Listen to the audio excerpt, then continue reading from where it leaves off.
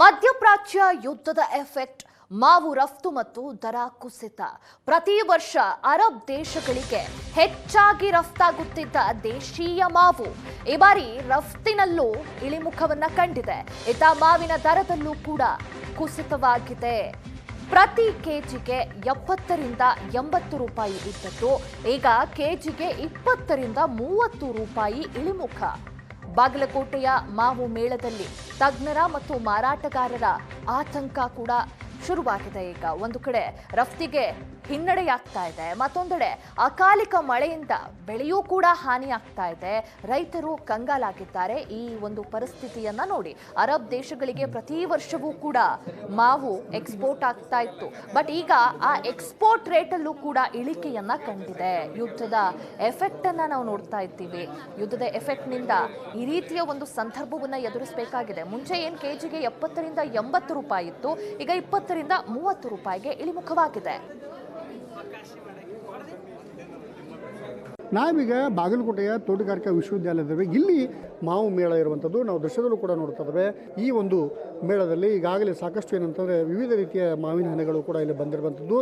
ಯಾಕಂತಂದರೆ 150ಕ್ಕೂ ಅಧಿಕ ಏನಂತಂದರೆ ಇವತ್ತಿನ ದಿವಸ ಹಣ್ಣಿನ ತಳಿಗಳನ್ನು ಈಗಾಗಲೇ ಪ್ರದರ್ಶನಕ್ಕೆ ಇಟ್ಟಿರುವಂಥದ್ದು ಮತ್ತು ಅದರ ಜೊತೆಗೆ ಏನಂತಂದರೆ ಮಾರಾಟಕ್ಕೂ ಇಲ್ಲಿ ಇಟ್ಟಿರುವಂಥದ್ದನ್ನು ಕೂಡ ನಾವು ದೃಶ್ಯದಲ್ಲಿ ಕೂಡ ನೋಡ್ಬೋದು. ಯಾಕಂದರೆ ರತ್ನಗಿರಿ ಆಪೂಸ್ ಆಗಿರ್ಬೋದು, ದೇವಗಡ ಆಪೂಸ್ ಆಗಿರ್ಬೋದು, ಕೇಸರ, ಕಲ್ಪಿ, ಬೇಲಿಶ, ಬಾಳೆ ಮಾವು, ಹೀಗೆ ವಿವಿಧ ತೆರನಾದ ಹಣ್ಣುಗಳು ಕೂಡ ಇಲ್ಲಿರುವಂಥದ್ದನ್ನು ಕೂಡ ನಾವಿಲ್ಲಿ ಕಾಣ್ತಿದ್ದೇವೆ.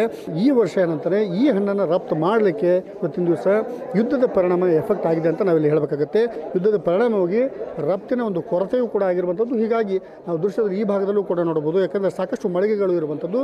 ಮಳಿಗೆಗಳಲ್ಲಿ ಒಂದೊಂದು ಕಡೆ ಏನಂತಾರೆ ಒಂದೊಂದು ರೀತಿಯ ಒಂದು ಮಾವಿನ ಹಣ್ಣುಗಳನ್ನು ನಾವಿಲ್ಲಿ ಪ್ರದರ್ಶನಕ್ಕೆ ಇಟ್ಟಿರುವಂಥದ್ದನ್ನು ಕೂಡ ಕಾಣ್ತಾ ಇದ್ದೇವೆ. ಯಾಕಂದರೆ ಪ್ರತಿ ವರ್ಷವೂ ಕೂಡ 60 ರಿಂದ 80 ರೂಪಾಯಿವರೆಗೂ ಕೂಡ ಕೆಜಿಗೆ ಮಾರಾಟವಾಗತಕ್ಕಂಥ ಮಾವು ಈ ಬಾರಿ ಏನಂತಂದರೆ ರಫ್ತು ಇರದೇ ಕಾರಣದಿಂದ ಇವತ್ತಿನ ದಿವಸ ಕೇವಲ 20 ರಿಂದ 30 ರೂಪಾಯಿಗೆ ಇಳಿಕೆ ಆಗಿರುವಂಥದ್ದನ್ನು ಕೂಡ ನಾವಿಲ್ಲಿ ಕಾಣ್ತಾ ಇದ್ದೇವೆ. ಸಾಕಷ್ಟು ಪ್ರಮಾಣದ ಒಂದು ಮಾವಿನ ಹಣ್ಣುಗಳನ್ನು ನಾವಿಲ್ಲಿ ನೋಡ್ತಾ ಇದ್ದೇವೆ. ಆದರೆ ಎಲ್ಲೋ ಒಂದು ಕಡೆ ಇವತ್ತು ಯುದ್ಧದ ಪರಿಣಾಮವಾಗಿ ಏನಂತಂದರೆ ರಫ್ತಿನಲ್ಲಿ ಭಾಳಷ್ಟು ಇಳಿಕೆ ಆಗಿರುವಂಥದ್ದನ್ನು ಕೂಡ ನಾವಿಲ್ಲಿ ಕಾಣ್ತಾ ಇದ್ದೇವೆ. ಈ ಬಗ್ಗೆ ಮಾತನಾಡಲಿಕ್ಕೆ ನಮ್ಮ ಜೊತೆಗೆ ತೋಟಗಾರಿಕಾ ವಿಶ್ವವಿದ್ಯಾಲಯದ ಸಹ ಪ್ರಾಧ್ಯಾಪಕ ಶ್ರೀಪಾದ್ ಅವರು ಇರುವಂಥದ್ದು. ಅವ್ರು ಏನು ಹೇಳ್ತಾರೆ ಸರ್, ಇವತ್ತಿನ ದಿವಸ ಯುದ್ಧದ ಪರಿಣಾಮವಾಗಿ ಯಾವ ರೀತಿಯಾದಂಥ ಪರಿಣಾಮ ಇವತ್ತಿನ ದಿವಸ ಮಾವಿನ ಹಣ್ಣಿನ ಮೇಲೆ ಬಿದ್ದಿರುವಂಥದ್ದು? ನಮ್ಮಲ್ಲಿ ಭಾರತ ದೇಶದಿಂದ ನಾವು ಹೊರದೇಶಕ್ಕೆಲ್ಲ ಮಾವು ಕಳಿಸ್ಬೇಕಾಗಿತ್ತಂದ್ರೆ ನಮಗೆ ದೊಡ್ಡ ಪ್ರಮಾಣದ ಮಾರುಕಟ್ಟೆ ಅಂತಂದ್ರೆ ನಾವು ಏನು ಅರೇಬಿಯನ್ ಕಂಟ್ರಿ ಅಂತೀವಲ್ಲ, ಈಗ ಇರಾನ್, UAE, ಇರಾಕು ಮತ್ತು ದುಬೈ, ಈ ದೇಶಗಳಿಗೆಲ್ಲ ನಾವು ಮುಕ್ತವಾಗಿ ಮಾವು ಸೀಸನ್ ಈಗ ಏಪ್ರಿಲಿಂದ ಮೇ ಜೂನ್ವರೆಗೂ ನಾವು ಕಳಿಸ್ತಾ ಇದ್ವಿ. ಈಗ ಮಧ್ಯದಲ್ಲಿ ಎಲ್ಲರಿಗೂ ಗೊತ್ತಿರುವಂಥ ವಿಷಯ, ಇರಾನ್ ಮತ್ತು ಅಮೇರಿಕಾ ಇದೆಲ್ಲ ಹೋದ್ಮೇಲೆ ಇನ್ನೂ ಮುಕ್ತ ಆಗಿಲ್ಲ, ಅದು ಕ್ಲೀನಾಗಿ ಮುಕ್ತ ಆಗಿಲ್ಲದಕ್ಕೆ ಇಲ್ಲೇ ನಮ್ಮ ಸ್ಥಳೀಯ ಮಾರುಕಟ್ಟೆಯಲ್ಲಿ ಮಾವಿನ ಒಂದು ಸ್ವಲ್ಪ ದರ ಇಳಿಕೆಯಾಗಿ ಕಂಡು ಬರ್ತದೆ. ಸರ್, ಈಗ ಪ್ರತಿ ವರ್ಷ ಎಷ್ಟು ದರ ಇರ್ತಿತ್ತು ಮುಖ್ಯವಾಗಿ, ಮತ್ತು ಈ ಯುದ್ಧದ ಪರಿಣಾಮ ರಫ್ತು ಕಡಿಮೆ ಆಗಿರೋ ಕಾರಣದಿಂದ ಏನೆಲ್ಲ ರೇಟ್ ಆಗಿದೆ? ಈಗ ಕಳೆದ ವರ್ಷ ನೋಡ್ರಿ ನಮಗೆ ಕಂಡಂಗೆ ಧಾರವಾಡ ಈ ಕಡೆ ಭಾಗದೊಳಗೆ, ಧಾರವಾಡ ಮತ್ತು ಮಾರುಕಟ್ಟೆ ಒಳಗೆ 60 ರಿಂದ 70 ರೂಪಾಯಿ 80 ರೂಪಾಯಿವರೆಗೂ ಕಿಲೋ ಹೋಗಿತ್ತು. 1 ಕಿಲೋಕ್ಕೆ ಹಣ್ಣಿಗೆ, ಕಾಯಿ ಅದು ಪ್ರೊಸೆಸಿಂಗ್ ಯೂನಿಟ್ ತೊಗೊಳ್ಳೋವಂಥದ್ದು. ಆದರೆ ಇವತ್ತಿನ ಮಟ್ಟಿಗೆ ನಾವು ಪ್ರೊಸೆಸಿಂಗ್ ಯೂನಿಟನ್ನು ಮಾತಾಡಿಸಿದಾಗ 20 ರಿಂದ 23 ರೂಪಾಯಿ ಕಿಲೋ ಇದೆ. ಭಾಳ ಅದು ಪರಿಣಾಮ ಆಗಿದೆ ರೈತರ ಮೇಲೆ. ಅದರ ಜೊತೆಗೇ ಏನಾಗಿದೆ, ಸ್ವಲ್ಪ ಮೊನ್ನೆ ನೀವು ಮಳೆ ಆ ಕಡೆ ಎಲ್ಲ ಕಲಗಟ್ಟಿಗೆ ಸುತ್ತಮುತ್ತಲು ಮಾವು ಬೆಳೆದಂಥ ಇದರೊಳಗೆಲ್ಲ ಆನಿಕಲ್ಲು ಮಳೆ ಎಲ್ಲ ಆದಮೇಲೆ ಇಳುವರಿ ಒಂದೂ ಹೊರತು ಬಿದ್ದಿದೆ ರೈತರಿಗೆ. ಇಳುವರಿನೂ ಸ್ವಲ್ಪ ಕಡಿಮೆ ಆಗಿದೆ ಅಂತ ಹೇಳ್ತಾರೆ ನಾವೆಲ್ಲ ಸರ್ವೆ ಮಾಡಿದಾಗ.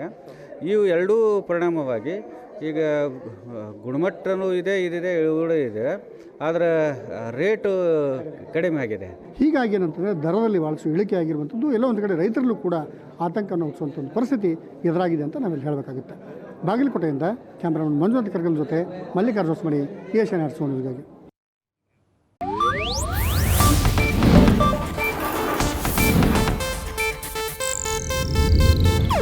ಇದು ಏಷ್ಯಾನೆಟ್ ನ್ಯೂಸ್ ನೆಟ್ವರ್ಕ್ ಪ್ರಸ್ತುತಿ.